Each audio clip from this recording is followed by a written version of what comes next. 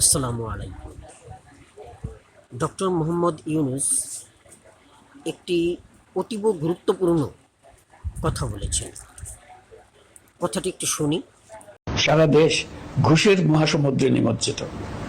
কিভাবে ঘুষ থেকে আমরা মুক্ত হতে পারি তার জন্য আমাদের পরামর্শ দেন। শুধু এই কাজটা নিয়ে অগ্রসর হতে পারলেই আমি মনে করি দেশের জন্য এই সরকার একটা গুরুত্বপূর্ণ অবদান রেখে গেছে বলে স্মরণীয় হয়ে থাকবে। তিনি বলেছেন, সারা দেশ ঘুষের মহাসমুদ্রে নিমজ্জিত। আমরা যদি শুধুমাত্র এই ঘুষটিকে দূর করতে পারি, তাহলে দেশকে কিছু দিয়ে গেছি বলে অন্তত আগামী প্রজন্ম মনে রাখবে এবং বলবে যে না, উপদেষ্টা মণ্ডলীগণ একটি ভালো কাজ করে গেছেন। সত্যি খুবই খাঁটি কথা, পুরোপুরি একমত। আপনার এই ভাষণটির জন্য আপনাকে অনেক ধন্যবাদ। কিন্তু এর কার্যকরী পদক্ষেপ নিতে হবে, নতুবা এর ফল পাওয়া যাবে না। তো কার্যকরী পদক্ষেপ নেবার জন্যেই আপনি সকলের কাছে পরামর্শ চেয়েছেন। আমি একজন সাধারণ জনতা, আমার মাথায় যতটুকু আছে তার ভিতর থেকে আমি একটি পরামর্শ দেওয়ার চেষ্টা করছি। আশা রাখি এটাকে যদি আপনারা কিছুটা মার্জন করেন, অর্থাৎ আপগ্রেড করেন, তাহলে এর চেয়ে আরও ভালো রেজাল্ট হবে।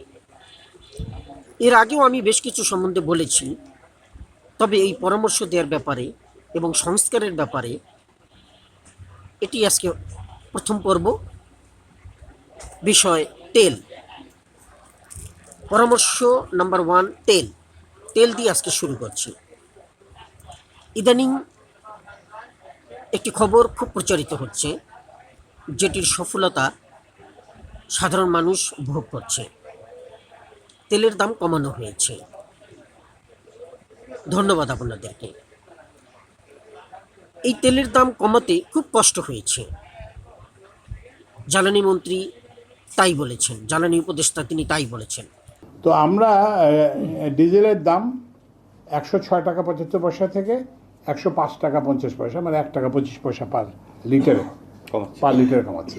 অকটেনের দাম 131 টাকা থেকে 125 টাকা, মানে 6 টাকা কমাচ্ছে। পেট্রোলের দাম 127 টাকা থেকে 121 টাকা, সেটাও 6 টাকা কমাচ্ছি। তো আপনারা বলছেন যে অকটেন পেট্রোল এগুলো তো মানে বড় লোকরা ব্যবহার করে, তো এদেরটা 6 টাকা কমালে, এটা কারণ হচ্ছে কি যে এগুলোর পরিমাণ খুব কম, তো ওই জন্য এটা কমালে এটা খুব একটা ইম্প্যাক্ট হয়। কিন্তু ওখানে ওই 1 টাকা 25 পয়সা কমাতে আমাদের যান বেড়ে গেছে আর কি। তো আমরা আরও চেষ্টা করব ভবিষ্যতে আমরা। তো এই যে এত কষ্ট করে আপনারা তেলের দাম কমালেন, এটা অনেক বড় একটা কাজ করেছেন। বিগত সরকারের আমলে সেটা দেখা যায়নি, বরঞ্চ কিভাবে বাড়াবে এবং এই বাড়ানোর ফলে প্রতিটা জিনিসের উপরে তা প্রভাব পড়ে। সব কিছুর দাম বেড়ে যায়, মানুষের জীবন আরও কঠিন হয়ে যায়। সেক্ষেত্রে আপনারা কিছুটা কমিয়েছেন, যতটুকুই কমিয়েছেন আমি আপনাদেরকে ধন্যবাদ দিই। এক একজনের এক এক মতবাদ আছে যে এটা আর কি কমানো হলো, এটা অনেক কমানো হয়েছে, এটা আমি অন্তত মানি যেটা অনেক কমানো হয়েছে।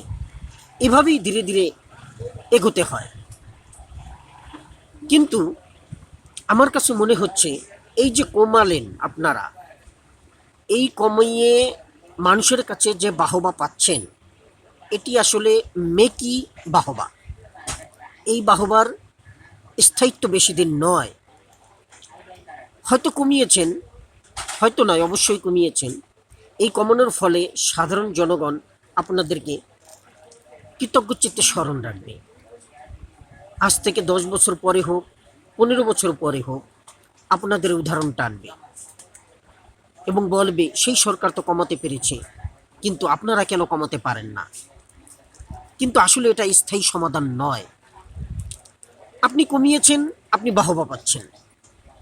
হয়তো 2, 4, 5 বছর আপনারা থাকবেন, সংস্কার করে একটি নির্বাচন করবেন, সেই নির্বাচনের মাধ্যমে নির্বাচিত সরকার আসবে, আপনারা বিদায় নেবেন। কিন্তু সংস্কার কিন্তু হলো না, স্থায়ী সমাধান হলো না। একটা সংস্কার যদি করে যান, সেটা হবে স্থায়ী সমাধান। যেই পথে এগুলে এই ঘুষের দুর্নীতি কমবে এবং ওই রুলে চললে পরবর্তী সরকার যেই হোক না কেন তার সুফল জনগণ সবসময় ভোগ করতে থাকবে। জনগণের কাছে সরকারের একটা জবাবদিহিতার ব্যাপার থাকবে এবং সেই ব্যাপারটা যখন পরিলক্ষিত হবে, সাধারণ জনগণ যখন তা দেখতে পাবে, তখন সেই সরকারের প্রতি তাদের আস্থা থাকবে। অর্থাৎ এই সংস্কারের জন্যই, স্থায়ী সমাধানের জন্যই আপনাদেরকে একটা রুল করতে বলছি আমি। রুলটা কেমন? আপনারা একটা ওয়েবসাইট তৈরি করুন, তেলের জন্যই আলাদা একটা ওয়েবসাইট তৈরি করুন। আমি একটা সাধারণ এক্সেলের মাধ্যমে একটা ফরম্যাট তৈরি করেছি, যে ফরম্যাটটা আপনারা দেখতেই পাচ্ছেন। এই ফরম্যাটটা জাস্ট একটা নমুনা মাত্র, যা থেকে আপনারা আইডিয়া নিয়ে আরও পরিবর্তিত ও পরিমার্জন করে আরও সুন্দর করতে পারবেন, আরও অর্থবহ করবেন। সেটা কীরকম? যেমন তেলটা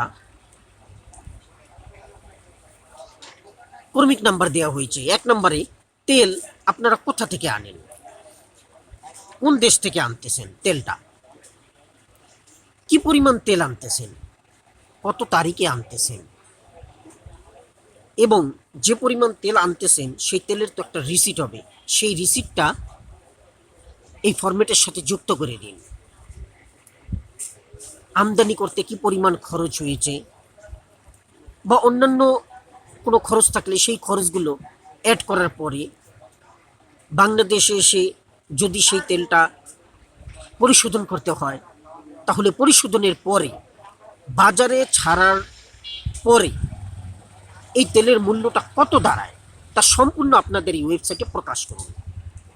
তাহলে কি হবে, জনগণ, এবং শুধু প্রকাশ করলেই হবে না, প্রকাশ করে তা বিনামূল্যে জনগণের দোরগোড়ায় পৌঁছে দিন। অর্থাৎ যে কোনো ব্যক্তি যে কোনো সময় চাইলে সে যেন আপনাদের ওয়েবসাইটে ঢুকে এই বিস্তারিত তেলের সম্বন্ধে বিস্তারিত দেখতে পারে। তাহলে কি হবে, জনগণের একটা আস্থার জায়গা তৈরি হবে।